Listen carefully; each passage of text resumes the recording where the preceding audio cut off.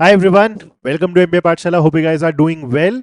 सो आज हम एक नई सीरीज स्टार्ट करने वाले हैं with respect to LRDI and इस पर्टिकुलर सीरीज में right in the next few sessions will be taking a look at a few of the CAT 25 LRDI sets across all the three slots which were completely doable ones, right? देखने में on the first instance they might seem very daunting, but with good amount of structuring, right, good analysis and thorough reading, वो सारे sets ऐसे थे जिसको definitely हम exam में attempt करने वाले थे। तो इस पर्टिकुलर सीरीज से कैट 26 में तुम्हारे सामने क्या आने वाला है, तुम क्या एक्सपेक्ट कर सकते हो इस पर्टिकुलर पेपर से, और किस डेप्थ तक तुम्हें पढ़ाई करनी है, वो सबका बहुत क्लियर कट आइडिया लगने वाला है। Right, so will be taking a look at the train station set from slot one, right, of क्या था कैट 25 पेपर। तो चलो शुरू करते हैं and this will be a purely academic series. तो इसमें अपने को पेन पेपर लेके डेफिनेटली बैठना पड़ेगा because as I always do in these sessions, first I'll give you the opportunity to pause this video, try this set first yourself and then proceed on with the rest of the solution.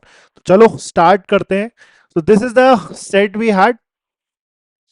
Just go ahead and pause this video, ठीक है, इसी जगह pause करो, एक बार set को तुम खुद से ट्राई करो, at least try to understand what is actually given in this entire scenario. Make a note of all the conditions you have, समझने की कोशिश करो। अगर कंडीशंस भी अगर आप समझ पाए तो एटलीस्ट 30-40% तो आपका कंडीशन समझ के ही सेट ब्रेक हो जाएगा। Right, so chalo, I hope you would have tried this particular set. Now let's start understanding this in complete details, क्या दिया हुआ था इस ट्रेन स्टेशन बेस सेट में, ठीक है। तो चलो स्टार्ट करते हैं with the reading of this particular scenario first. Okay, so what do we have? A train travels from station A to station E, passing through stations B, C, D in that order. So you'll have to understand this scenario कि भाई एक train है which is actually travelling from station A to station E, starting ending station A and E हो गए respectively, and that train is passing through station B C D in that particular order. So ये जो intermediate station हुए बीच में वो कौन से हुए? बी हुआ, सी हुआ और डी हुआ। तो ट्रेन ए से बी, बी से सी, सी से डी एंड फाइनली डी से ई पहुंचेगी। That is the route the train is actually taking. तो यहां तक तो कहानी की बात थी। Okay, next, the train has a seating capacity of 200. A ticket may be booked from any station to any other station ahead on the route, but not to any earlier station. So अब इसने बोला है कि पहली चीज जो train की capacity है, मैक्सिमम कितने पैसेंजर्स हमारे इस पर्टिकुलर ट्रेन में जा सकते हैं, तो उस ट्रेन की कैपेसिटी हमने सेट करके रख दी है, that is a total of 200. 200 is the max number of passengers that can be in the train at any given point of time. दूसरा, जो तुम टिकट बुक कर सकते हो from any station to any other station ahead on the route but not to any earlier station. मतलब simple सा कहने का है, जैसे तुम ए से अगर टिकट खरीद रहे हो, जैसे ए से जो हम पॉसिबिलिटीज देख सकते हैं टिकट्स बुक होने की, तो वो कोई पैसेंजर अपनी जो टिकट बुक कर सकता है वो ए से बी की टिकट बुक कर सकता है, ए से सी की टिकट बुक कर सकता है, ए टू डी की टिकट बुक कर सकता है और ए टू ई की टिकट बुक कर सकता है, and that makes good amount of sense. वहीं पे if I understand this clearly, this also tells me कि अगर कोई पैसेंजर लेट से बी से टिकट बुक करना चालू करेगा तो बी से आगे की तरफ टिकट बुक कर सकता है, right, not to any station which is earlier in that route. तो बी से ए जाना पॉसिबल नहीं है, ऑब्वियसली बी टू बी का भी कोई सेंस नहीं बनेगा। बी से पॉसिबिलिटीज देखोगे तो बी से सी, बी से डी और बी से ई जाया जा सकता है। सी से देखोगे तो सी से डी, सी से ई, एंड फाइनली डी पे हम देखेंगे तो डी से सिर्फ ई पे जाना हमारे लिए पॉसिबल है। नाउ ये जो अभी हमने पूरा समझा ना, इस चीज को आप एक ग्रिड के फॉर्म में स्ट्रक्चर कर सकते हो। नाउ ग्रिड के टर्म्स में स्ट्रक्चर करने का मतलब, अगर मैं कुछ कॉलम्स एंड रोज में सिर्फ क्या कर लू, ए बी सी डी और ई लिख दूं, और इधर भी मैं A B C D E लिख लू, तो हमारा एक ग्रिड तैयार हो जाएगा। और इस पर्टिकुलर ग्रिड में मैं बोलूंगा ये फ्रॉम है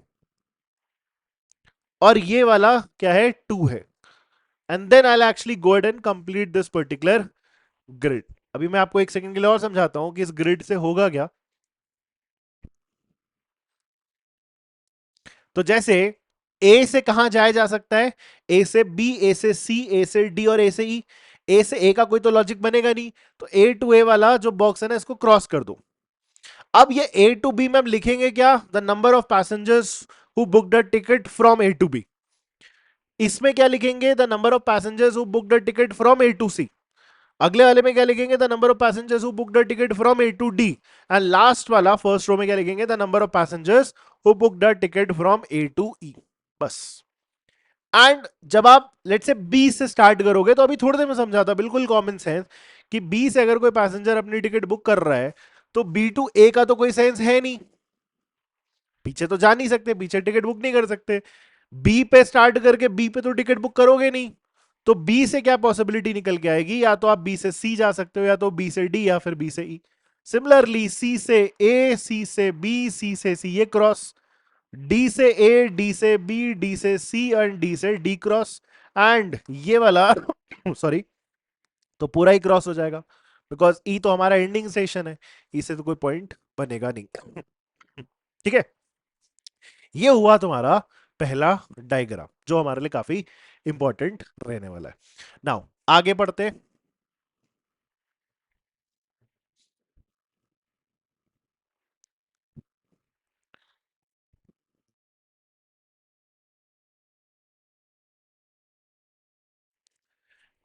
नाउ आगे क्या दिया हुआ है, a ticket from one station to another reserves one seat on every intermediate segment of the root.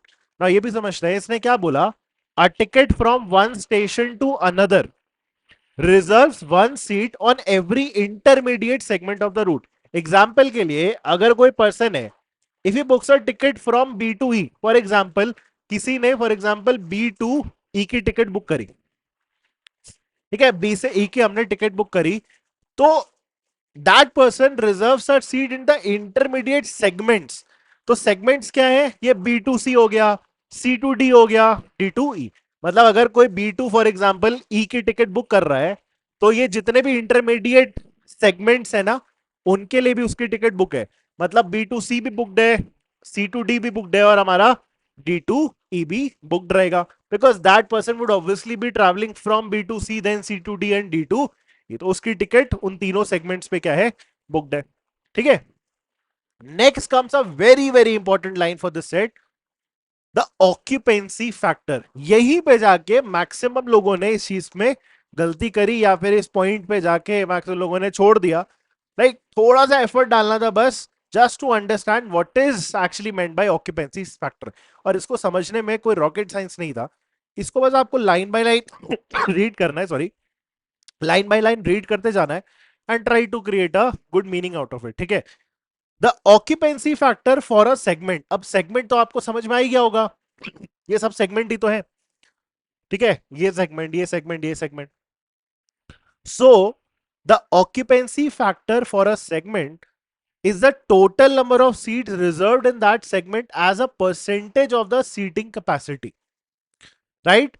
The total number of seat reserved for any segment cannot exceed 200. तो इसने बोला किसी भी सेगमेंट का जो maximum number of seats occupy हो सकता है इन एनी पर्टिकुलर सेगमेंट, वो 200 को एक्सीड नहीं कर सकता. सो मैक्सिमम किसी भी सेगमेंट में कितने टिकट्स बन सकते हैं, या कितने लोग मैक्सिमम ट्रैवल कर सकते हैं किसी भी सेगमेंट में, मैक्सिमम 200. तो ऑक्यूपेंसी फैक्टर किसी भी पर्टिकुलर सेगमेंट का क्या है, the percentage of the seating capacity, right? It is a total number of seat reserved in that segment as a percentage of the total seating capacity. कि उस particular segment में कितनी percent क्या हो सकते हैं हमारे total number of seats reserved है, वो उस पर्टिकुलर सेगमेंट का क्या हो जाएगा, ऑक्यूपेंसी फैक्टर बन जाएगा. ठीक है, उस पर्टिकुलर सेगमेंट का ऑक्यूपेंसी ऑक्यूपेंसी फैक्टर बन जाएगा, right? Right. Now then we had these following 6 condition. एक एक करके हम क्या करते हैं, अपने कंडीशंस को पढ़ना स्टार्ट करते हैं. और ऑक्यूपेंसी फैक्टर अभी भी आपको ना पहले वाले कंडीशन में मिलेगा, तो मैं आपको एग्जांपल के थ्रू उस चीज को समझाऊंगा कि एक्चुअली में ऑक्यूपेंसी फैक्टर का मतलब है क्या. नाउ देखो फर्स्ट वाला पॉइंट है क्या। First point says segment C to D. तो सेगमेंट सी डी ये हुआ, segment CD had an occupancy factor of 95%। अब एक चीज समझते हैं, देखो सेगमेंट C2D कैसे हम देखेंगे, मतलब इस पर्टिकुलर ग्रिड में सेगमेंट C2D, C से D कितने हमारे टिकट्स ऑक्यूपाई हुए, कितने हमारे टिकट्स बुक हुए C2D सेगमेंट में। तो इसमें आपको ना मल्टीपल पॉसिबिलिटीज मिलेंगे। मल्टीपल पॉसिबिलिटीज कैसे, सोच के देखना। जो ये वाले पर्सन है जो ए से टिकट बुक करके चल रहे हैं, ठीक है, इनमें किस किस पॉसिबिलिटी में सी टू डी वाला जो सेगमेंट है वो ट्रैवल हुआ होगा या उस पे टिकट आपकी वैलिड रही होगी। तो क्या ए टू बी कोई टिकट अगर बुक कर रहा है तो उसमें सी डी वाला सेगमेंट आया, नो, तो ये काउंट नहीं होगा। अगर कोई ए टू सी टिकट बुक कर रहा है तो उसमें भी सी डी वाला सेगमेंट तो नहीं आया, ओके। कोई अगर ए टू डी टिकट बुक कर रहा है ना, कोई भी पर्सन अगर ए टू डी टिकट बुक कर रहा है तो उसमें जाके हमारा सी डी वाला सेगमेंट आएगा। सो ए टू डी ये जो वैल्यू है, यहां पे जितने भी नंबर ऑफ टिकट्स है ये हम सी डी सेगमेंट की ऑक्यूपेंसी में काउंट करेंगे। Okay, C D A to D हो गया। ऑल्सो जितनी भी टिकट्स हमारी ए टू ई बुक हुई है फॉर एग्जाम्पल, उसमें भी हमारा सी टू डी वाला सेगमेंट ऑक्यूपाई हुआ है ना। ए टू डी जब जाओगे तब भी आपका सी डी वाला सेगमेंट ऑक्यूपाई हो रहा है। ए टू डी अगर ए टू ई अगर कोई टिकट बुक हुई उसमें भी आपका सी डी वाला सेगमेंट ऑक्यूपाई हुआ। तो वो जो नंबर ऑफ टिकट्स है जो ए से बुक हुई है, राइट, जो ए से बुक हुई उसमें ए टू डी वाले टिकट्स भी काउंट होंगे और ए टू ई वाले टिकट्स भी काउंट होंगे अगर हम सेगमेंट सी डी की बात कर रहे हैं तो। एक तो ये हुआ। और कहां पे हुआ, सी डी में बी से टिकट जो बुक हुई है, अगर हम सी डी सेगमेंट देखें उसमें ऑक्यूपाई होते हुए बी से, तो बी टू डी देखेंगे और बी टू ई देखेंगे, क्योंकि जो टिकट बी से डी बुक हुई है वो सेगमेंट सी डी को इंक्लूड करेगी और बी टू ई जो टिकट हुई है वो भी तुम्हारा सेगमेंट सी डी को इंक्लूड करेंगी। तो इसमें हम बी टू डी भी देखेंगे और बी टू ई भी देखेंगे, राइट, सेगमेंट सी डी के लिए। और सी से जो टिकट बुक हुई है सी टू डी देखेंगे और ऑब्वियसली फिर सी टू ई भी देखेंगे, क्योंकि सी टू डी बी वाले रूट में आपका सेगमेंट सी डी आएगा और सी टू ई अगर कोई टिकट बुक हुई है उसमें भी सेगमेंट सी डी आएगा। अब समझना है तुम्हें, ये जो 6 वैल्यूज है इसके बाद क्यों नहीं देखा मैंने, क्योंकि डी से अगर कोई टिकट बुक हो रही है ना तो उसमें सेगमेंट सी डी आएगा ही नहीं, क्योंकि डी से जो टिकट बुक होगी वो डी टू ई जाने वाला है ना, तो उसमें सेगमेंट सी डी आया ही नहीं। तो सेगमेंट सी डी का ऑक्यूपेंसी फैक्टर 95% है। इसका इंप्लीकेशन ये है कि मुझे पता है कि किसी भी पर्टिकुलर सेगमेंट में मैक्सिमम कितनी टिकट्स बुक हो सकती हैं। इसने बोला था the total number of seat reserve for any segment can not exceed 200। तो किसी भी पर्टिकुलर सेगमेंट में मैक्सिमम हमारी 200 सीट्स ऑक्यूपाई हो सकती हैं और हमें पता है कि सेगमेंट सीडी का ऑक्यूपेंसी फैक्टर 95% है। सो 200 का 95% देखना था। 200 का 95% कितना हो गया, 190।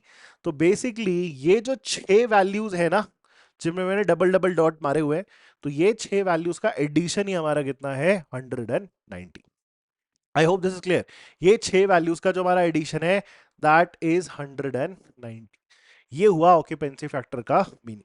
बट अभी हम इसको यूज नहीं कर पाएंगे क्योंकि अपन के पास 6 वैल्यूज क्या है, रिमेनिंग है।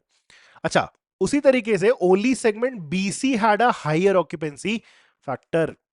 अब देखो बीसी का जो ऑक्यूपेंसी फैक्टर है सेगमेंट बीसी का, it was higher and only segment BC had a higher occupancy factor.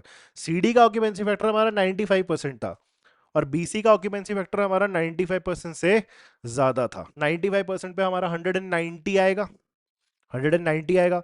इससे ऊपर हमारा ऑक्यूपेंसी फैक्टर जो है, राइट, किसी भी पर्टिकुलर सेगमेंट का, वो 190 से ऊपर की क्या पॉसिबिलिटी हो सकती है, ऐसे देखने में तो हमारी काफी सारी पॉसिबिलिटी है।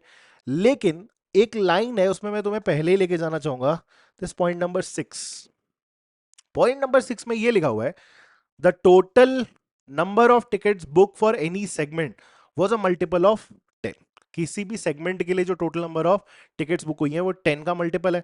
अब नोटिस करो, सेगमेंट सी डी के लिए total number of tickets book 95% की ऑक्यूपेंसी फैक्टर के हिसाब से 190 थे, और बीसी सेगमेंट का जो ऑक्यूपेंसी फैक्टर है वो 190 से ऊपर है।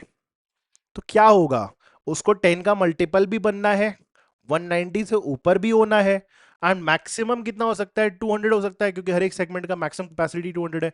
सो ऑब्वियसली जो सेगमेंट बीसी है उसका जो हमारा total number of tickets booked है दैट वुड बी व्हाट, 200। अब एक मिनट के लिए यहां भी पॉज करके तुम ये सोचना कि जिस तरीके से मैंने सीडी वाले सेगमेंट के पॉसिबिलिटीज बनाए वो ये 6 वैल्यूज थे, उसी तरीके से अगर मैं सेगमेंट बीसी को देखना स्टार्ट करूं इस डायग्राम में, तो वो कौन कौन सी वैल्यू को कंप्राइज करेगा। Take a pause and think, जो आपका बीसी वाला सेगमेंट है वो कहां कहां होगा, कौन कौन से कॉम्बिनेशन में आपका सेगमेंट बीसी आने वाला है। तो इफ यू थिंक क्लियरली तो स्टार्ट करते हैं अगर हम कॉम्बिनेशन देखने से, तो बीसी मतलब ए टू सी वाले टिकट में आएगा, है ना। ए टू सी में पहली बार आपका बीसी आ जाएगा, फिर ए टू डी में आ जाएगा, ए टू ई में आ जाएगा। सिमिलरली ऑब्वियसली बी टू सी में आ जाएगा, बी टू डी में आ जाएगा, और बी टू ई में आ जाएगा, राइट। उसके बाद और कहीं नहीं आएगा, क्योंकि सी से अगर कोई टिकट बुक हो रही है तो डायरेक्टली सी टू डी जा रहा है ना, उसमें सेगमेंट बी सी आपका कभी आ ही नहीं पाया। तो ये जो हमने पिंक में 6 वैल्यूज 6 ब्लॉक्स पे मार्क करा, इन 6 वैल्यूज का एडिशन कितना है, सीधा सीधा पूरा 200। क्लियर। अगेन अभी भी इसका भी यूज नहीं कर पाएंगे, इसको थोड़ी देर में ब्रेक करेंगे, बट दैट इज 200। अब यही था इसके थोड़े से complicated point which I definitely felt in this set. If you had broken this condition तो फिर ये सेट कंफर्टेबल है मूविंग फॉरवर्ड, ठीक है। नाउ आगे बढ़ते हैं इस पर्टिकुलर सेट में। I hope you are understanding this, थोड़ा सा एफर्ट लगाना पड़ेगा, ठीक है। नाउ सेकंड पॉइंट, इससे exactly 40 tickets were book from B to C, direct combination है, exactly 40 were book from B to C, तो ये कॉम्बिनेशन का वैल्यू कितना आ गया, 40। And 30 tickets were book from B to E, right, 30 tickets were book from B to E, तो ये कितना आ गया तुम्हारा 30, ये भी वैल्यू मिल गई, नाइस। नेक्स्ट, ये हो गया second point. Third, among the seats reserved on segment DE, exactly 4/7 were from stations before C, right। देखो क्या बोलना चाह रहा है थर्ड पॉइंट में, among the seat reserved on segment DE। Now segment DE के कौन कौन से कॉम्बिनेशन हमारे पॉसिबल है जिसमें DE आ जाएगा। सो A टू E आ सकता है, एक तो A टू E वाला कॉम्बिनेशन जिसमें DE आएगा, और तो कुछ नहीं है, A B A C A D ये सब नहीं आएंगे। ए से बुक जो टिकट हुई है ए टू ई डायरेक्टली उसी में डी आएगा। और क्या हो सकता है, बी से ई वाला हो सकता है, दिस वन, फिर सी टू ई हो सकता है, and obviously last but not the least D to E हो सकता है।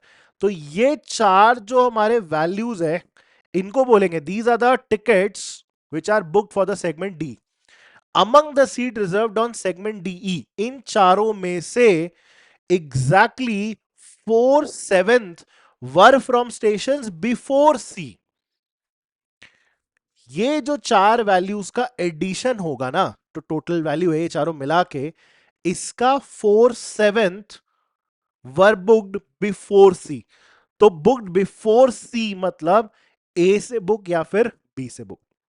मतलब कहने का ये हुआ, अगर हम कहते हैं सपोज 4/7 है ना, फ्रैक्शन से डील करते होगे ना आप, तो 4/7 में अगर मैं बोलूं कि ये जो चारों वैल्यूज का अगर एडिशन 7x है, तो C से पहले ओवरऑल इसमें कितना हो जाएगा, कितना 4/7, so that will be what 4x।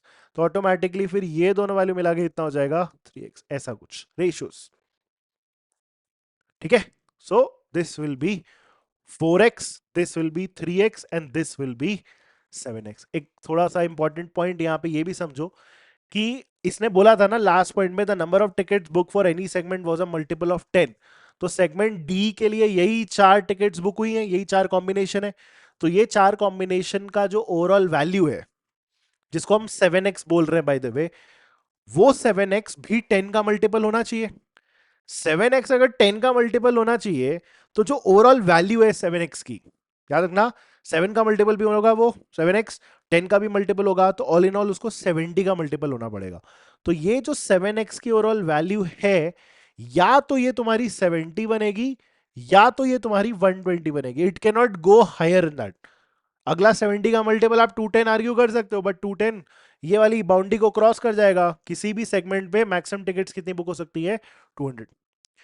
Clear? So it is either 70 और इट इज 140। अभी हम थोड़ी देर में इसको भी ब्रेक करेंगे, अभी राइट नाउ हम इतना ही इसमें ब्रेक थ्रू कर सकते थे। So let's move forward third point से।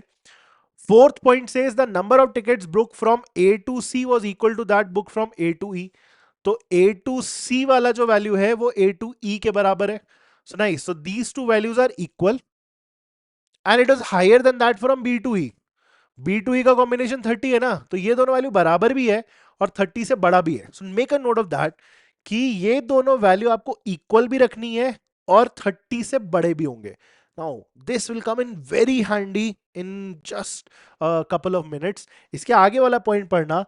Fifth point says no tickets were book from A to B, from B to D and from D to E. काफी सारे कॉम्बिनेशन की वैल्यू क्या है? जीरो बोलिए। No tickets were book from A to B, ये zero हो गया, B to D zero हो गया, nice, and D to E भी जीरो हो गया, good. So this is also zero. अब देखो, now I actually use that 70 या फिर 140 के पॉसिबल कॉम्बिनेशन। अब देखो, एक मेरी बात समझना।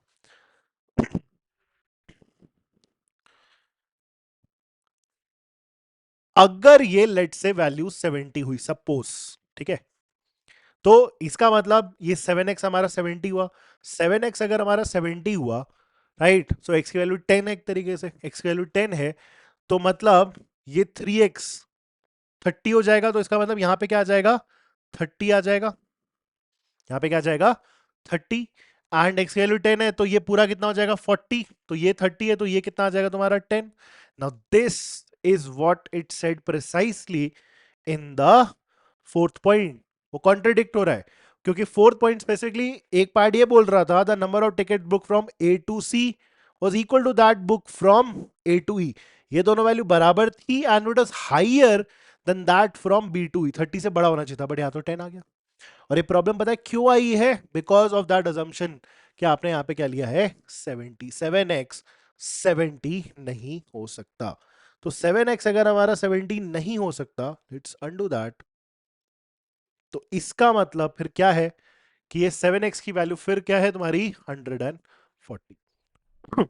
और 7x अगर तुम्हारा 140 है, तो x की वैल्यू कितनी आ जाएगी तुम्हारी? 20।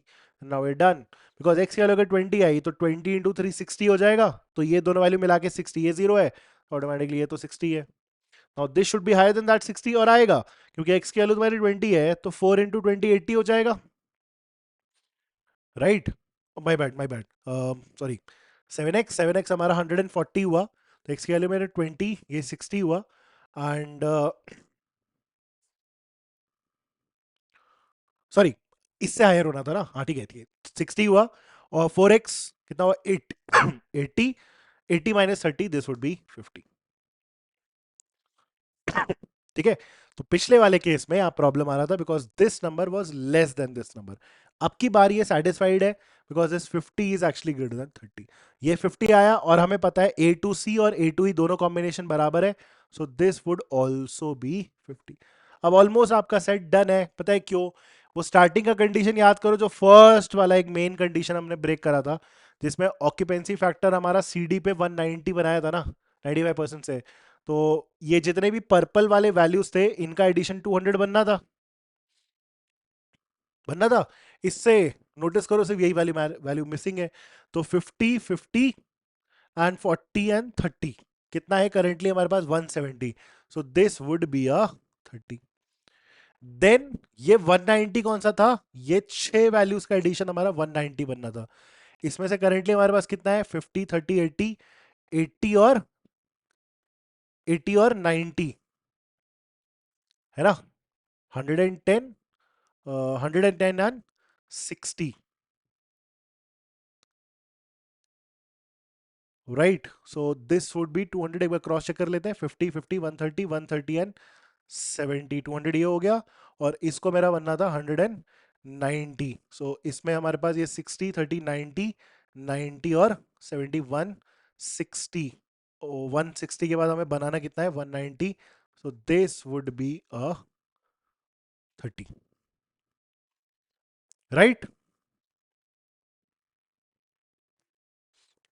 ओ sorry, my bad, this would be 20, right? So this would be 20, है ना? 190 बना था ना, सो 80, 80 and 91, 70, so this would be 20, absolutely fine. So now we have the entire table with us, और इसी टेबल को यूज करके अपने को क्या करना है, क्वेश्चंस सॉल्व करने हैं. So let's take a look at the questions also, should be directly based on this. So what was the occupancy factor for segment DE? Now segment DE का मतलब क्या हो गया, वही जो हमने लास्ट में देखा था ना, segment DE, ये segment DE का टोटल वैल्यू, सेगमेंट डी पे यही सारे कॉम्बिनेशन है. तो 50, 30, 60, so that would be what, 80 and 60, 140. Occupancy factor कैसे कैलकुलेट होता है, number of seats book for that particular segment divided by the total number of seats maximum possible, वो हमें पता है हर एक सेगमेंट में कितना है, 200. सो ये कितना आ जाएगा, इंटू 100 करके 70%. So that is the answer to the first question, 70%, option D. Second, how many tickets were book from station A to E? तो ए टू ई कितने टिकट्स बुक हुए, 50, nice, directly. So A to E 50. Next, how many tickets were book from station C? So from station C, तो C से total number of tickets हमारे कितने book हुए, 20 plus 60, that is 80. So 80 tickets, these are all Tita problems. Fourth, what is the difference between the number of tickets booked to station C and the number of tickets booked to station C? From नहीं लिखा है, to पूछा है. तो number of tickets booked to station C and D. तो number of tickets booked to station C का मतलब ये कॉलम का addition, number of tickets book to station D इस कॉलम का एडिशन. तो number of ticket book to C का मतलब कितना हो जाएगा, 50 plus 40, 90, and to station D कितना हो जाएगा, 30 प्लस 20, 50. तो इनका डिफरेंस चाहिए, and that would be what, 40 tickets. And last question, how many tickets were booked to travel in exactly one segment? Now this is interesting. How many tickets were booked to travel in exactly one segment? कौन सी tickets होंगी, पहले तो तुम्हें ये सोचना पड़ेगा वो कौन सी टिकट है जो सिर्फ एक ही सेगमेंट में ट्रैवल करने के लिए बुक हुई है. ना नोटिस करो, जैसे सारी पॉसिबिलिटी देखो, ए से कौन सी टिकट है जो एग्जैक्टली सिर्फ एक ही सेगमेंट में ट्रैवल होगी, ए टू बी. ए टू सी अगर बुक हुई तो ए बी बी सी दोनों ट्रैवल कर रही है. ए टू डी हुई, A B B C C D सब बढ़ ही रहा है हमारा. तो ए से कौन सी टिकट बुक होगी जो सिर्फ एक ही सेगमेंट में ट्रैवल होगी, that the only possibility is A to B, ये जीरो है वो.